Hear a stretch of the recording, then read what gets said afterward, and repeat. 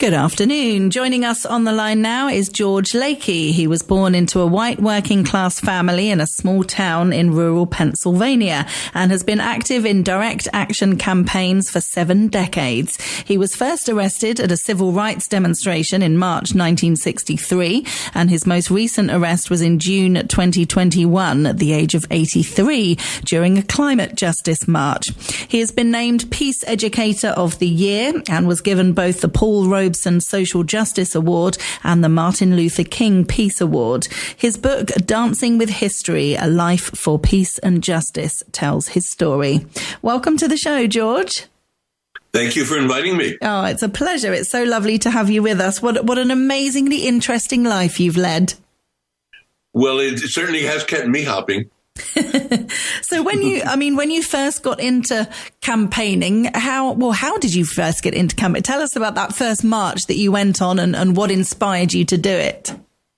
Well, my very first march was when I was a trembling in my shoes teenager, wondering what's going to happen. And we did run into some pretty serious hostility. And I was really hoping that the grown-ups around me, because I was the only youngster there, would protect me. And then they turned it around. They said, well, George, you wouldn't want them to be ignoring us, would you? Brilliant.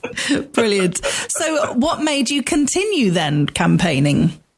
Well, once I fortunately, one of those people who helped me through that became a mentor of mine. And, it's been an enormous help to me that there have always been in social movements, social mentors who've been down the road, and are happy to share with younger people. And so I've just learned so much. Sure, I learned a lot through scholarship because I did graduate work in sociology, studying social movements, all that kind of thing. But there's nothing like that warm-hearted person who says, I'll show you the ropes. Yeah.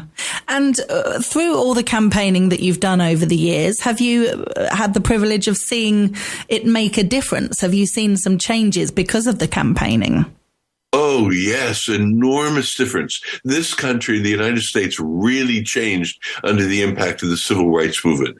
Didn't change as much as people wanted it to, but I can't tell you how different especially the Deep South was, where segregation was totally legal, and where anybody who dared to show, their sense of dignity was very likely dead the next day.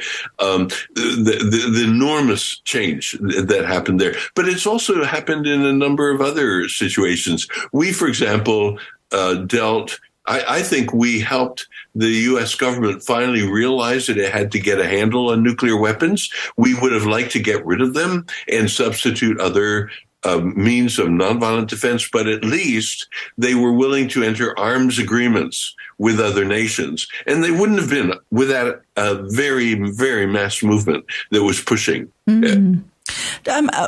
What kind of situation warrants to have a mass movement that you're talking about and people campaigning in the street? Is it the kind of thing that is advised and could work for a lot of situations, or do you have to pick your battles, so to speak? I can't think of a battle that isn't more likely to be won if people don't use the tools of nonviolent direct action. There are hundreds and hundreds and hundreds of different methods.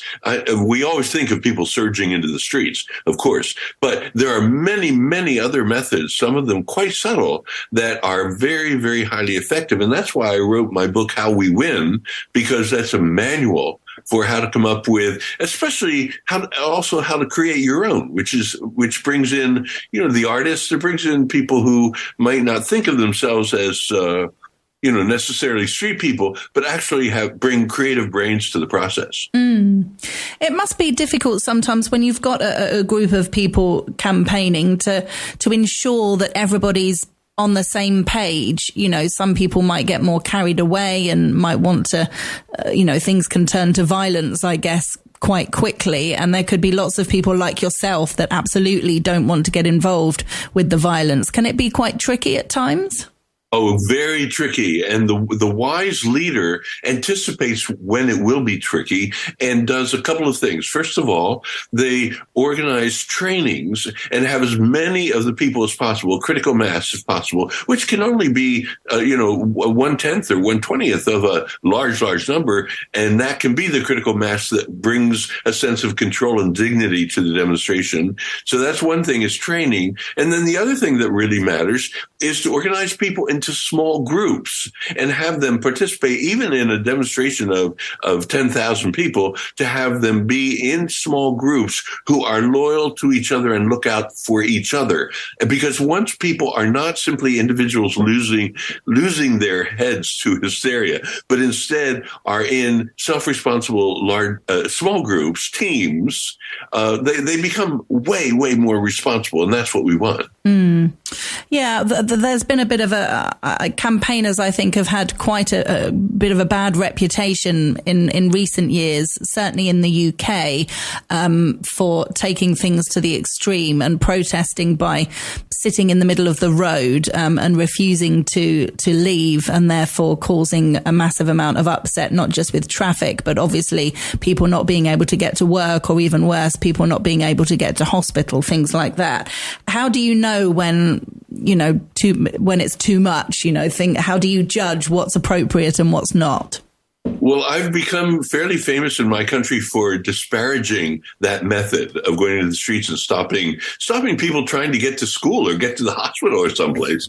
They're not the enemy. So what I keep saying, or the opponent, what I keep saying to people is choose tactics that will really be felt by the opponent, which could be quite subtle, doesn't it? And don't use tactics that have this broad brush that affects lots of people who otherwise might very well be our allies, but might be alienated by your making their lives difficult. Yeah, that's very true. I've heard lots of people saying, with regards to the issues I was just raising in the UK, people saying, I agree with the concept of what they're doing, but the way they're going about it is completely wrong. Like, they're ruining people's daily lives. And especially when you start thinking about people trying to get to hospital in an emergency, that's serious business. That's serious business. Yes. I urge, for example, in my country, I don't know so clearly about yours, but in my country, it's the economic elite that is most responsible for our militarism and many of our social inequities. And so one of the tools that can be very powerful in influencing the economic elite is the boycott. Refusing to buy what it is that they are trying to sell. Well, that doesn't interfere with the ordinary people going to work or going to shopping or whatever, but an effective boycott, by taking away the profit of the profit makers, can really influence them. Yeah, no, that's a good one. I mean, is it difficult to get people to boycott, because you need lots of people to do it in order for it to make a real difference, don't you? Yes, well, that's the role of drama. It pays to find flashy tactics that do attract attention, right? And some of those will be more controversial, but not getting in the ordinary people's way. But attract a lot of attention, and then people are more likely to pay attention to the thing that's being asked of them. One of the dramatic tactics is to fast for a long time, especially if you get people participating in the hunger strike who are well known. And that's often possible with a deeply felt issue. So that as the numbers, I've participated, for example, in long fasts, and as the numbers grow, the number of days grow, and people become more and more concerned about the health and well-being of the person who's fasting, that creates a lot of drama. Well, if they care that much about it, well, I can at least care this much about it. Yeah, interesting.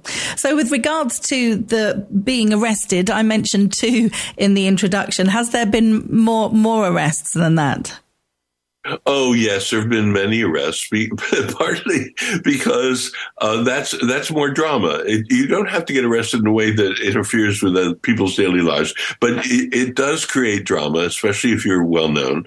But even if you're not, and it's excellent also to get a diversity of people in the process of getting arrested. But I will tell you honestly and very frankly that every time I'm brought into a cell and that cell door clanks closed, iron on iron, I hate it. I've never become reconciled to getting arrested, no matter how many times I have, because I just hate that sound and what it represents to me of being locked away. Yeah. And how long have you been kept for? Or what's the longest time you've been kept for? Oh, I've been so lucky. The longest time that I've been in, I think it's been a few weeks. And that feels like eternity at the time, of course, but it's nothing like what some people have endured in long imprisonments. And what were you kept for 2 weeks for? That was,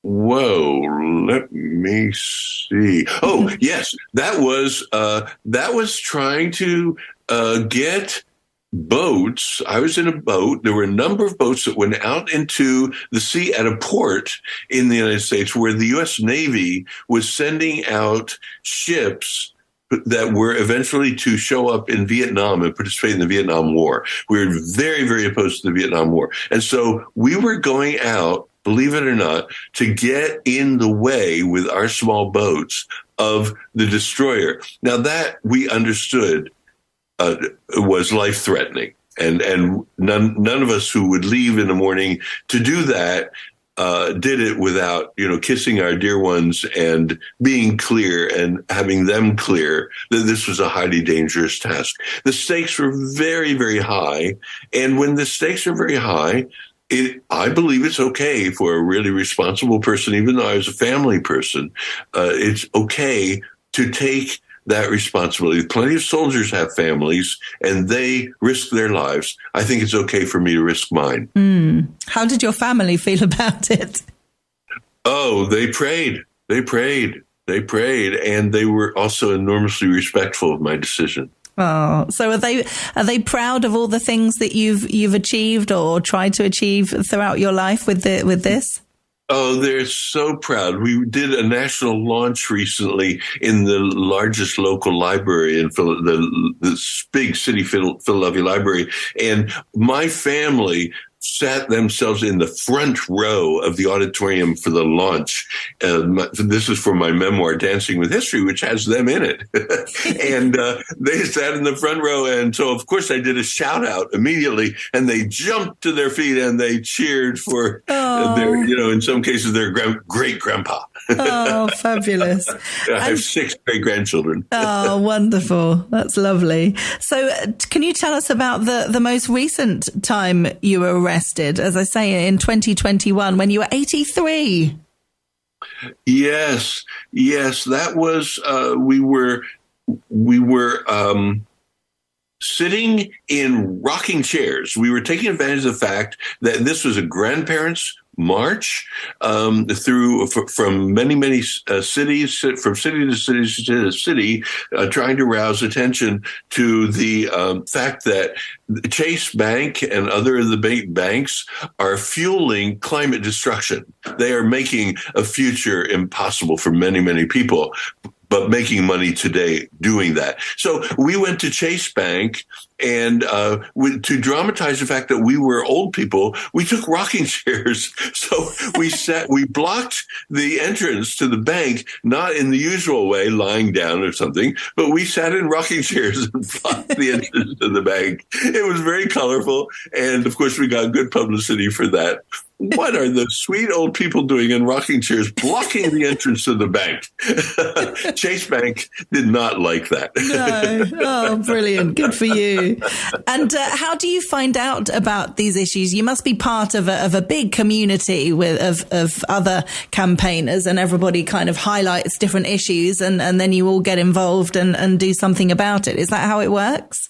That's right. That's right. And of course, in the beginning, you don't know about an issue, right? But you get intrigued by what you hear. You go to a lecture or something, or you see something on television. But finally, as you suggest, you run into somebody, right? Or you see a demonstration and you chat them up and find out what's going on here. And if it sounds sensible to you, you might explore it more and even become a part of that movement. Movements are capable of growing almost overnight because there's something very attractive about people standing up for what we believe, especially when it involves taking some risk or undergoing some hardship in order to show our sincerity. This is not just, fun and games. This is, we can certainly have some fun doing it, but also it's a very, very serious thing. We're caring about the future of in my case, I'm caring about the future of my great-grandchildren. Yeah. Oh, definitely. Oh, we need more people like you in the world, George. You're changing the world.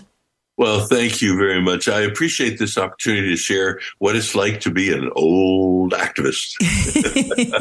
Well, you're an inspiration, George. Honestly, it's lovely to chat with you. And if people want to read your story and find out more about your amazing life, the book is called Dancing with History, A Life for Peace and Justice. It's available on our website, tre.radio.